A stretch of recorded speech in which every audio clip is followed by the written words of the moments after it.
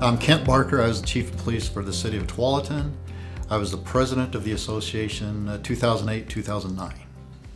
Well, as far as what was happening in the world or the nation at that time, I just remember it was election year. That was the year that Barack Obama was elected as President of the United States, and it was a big change because the big motto or statement that he used a lot was hope and change. And there was a little bit of fear in our association because we didn't know what that hope and change was going to be. But it was his first year, the year that I just happened to be president. And so as we went through that first year, we started to see how the national administration felt about law enforcement. I think within the association, some of the things that were being talked about a lot was the Accreditation Alliance. There were some changes being made there. We had an executive leader who was working on that, and I believe it was called something else, and then we moved in the direction of the Oregon Accreditation Alliance to make sure that we had chiefs and sheriffs and telecommunicators represented in that, because those were the three professions that were being taken care of through the Accreditation Alliance. And so we made some changes there. I believe it was that year, my presidency, when Joe Simon became the executive director. He took over for Rod Brown. So that was a big change. And then just with it being the legislation session that was going on, just lots of bills and stuff that between Kevin and Carlin and tracking those and keeping us all involved, it was a busy year. The big event was the bank bombing in Woodburn, West Coast Bank, and that was December 12th. And that was when Captain Thomas Tennant from Woodburn PD and Trooper William Hakeem from OSP were killed. And then Chief Scott Russell was critically injured. And that was something that happened in the middle of the year that impacted our entire association, because it's just something that didn't happen, not in the state of Oregon. And then to lose two people and almost lose a third person, it impacted us a lot. What that event did, that's where I had a chance to just see what our association was really made of, because with it happening on December 12th, it was right before the holidays, and it was tragic enough to lose two of our own. But as far as the membership, we came together and we provided patrol coverage for the city of Woodburn so that every employee could attend the funerals. Because that was important. We didn't want to have anybody having to work, and so we actually had to turn people away. We had so many people who volunteered to go and work to help cover that. And then, of course, Scott Russell, who survived, was at OHSU, critically injured. His family was impacted, and so our membership came together, and we put together a nice Christmas party and for the family. We had the party at the hospital because that's what we had to do because Scott was still there.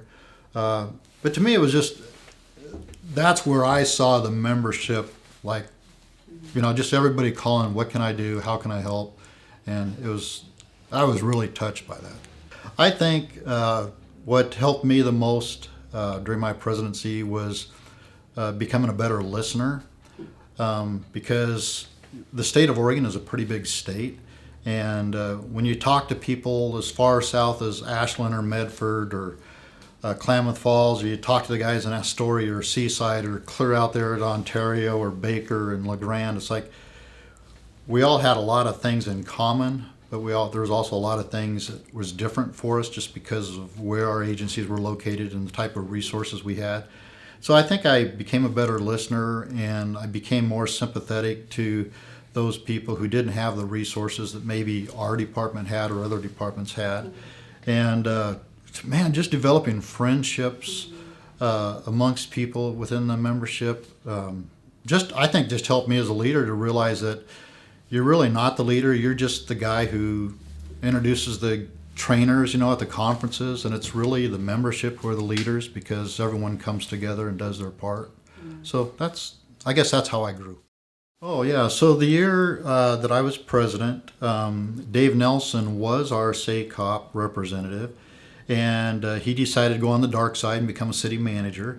And so that left the vacancy in SACOP. And so Kevin Campbell, he encouraged me to be the SACOP representative, and I had no idea what I was getting into. But my very first meeting, Kevin encouraged me to run for office within SACOP, and I told him I wasn't a politician, and he said all you got to do is just tell people who you are and let them see your personality. And believe it or not, the first meeting I was voted by the membership to become the vice general chair of SACOP, and 2 years later I became the general chair, and so then I became a member of the executive board of ICP, and then people at ICP wanted me to go for fourth vice president, and I said no way, because I knew our association didn't have money, and again, I'm not a politician, I didn't want to do it.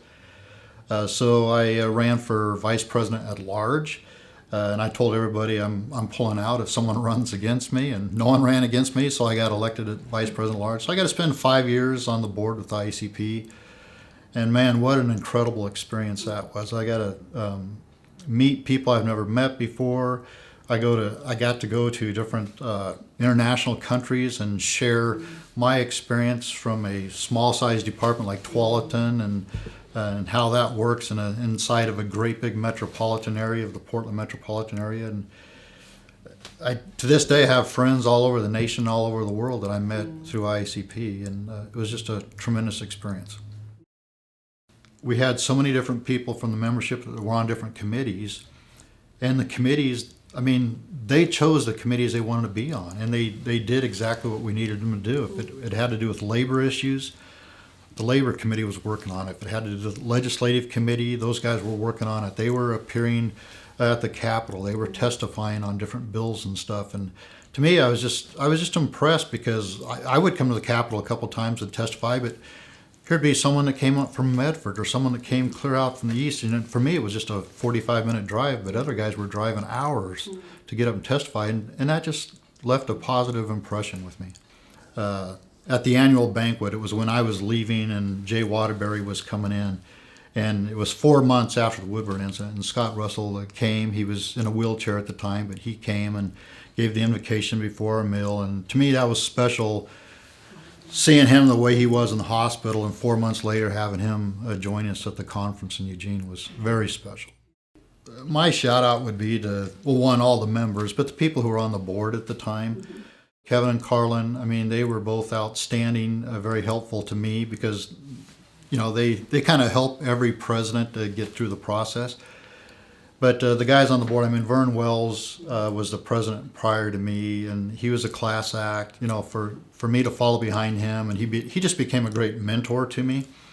But then there's Jay Waterbury and Mark Miranda and Ken Johnson, and it just, everybody pitched in. It wasn't, I didn't do anything. It was the membership that did everything. I just kind of help facilitate, guided us through the agenda, you know, at each meeting, and just let everybody do their thing.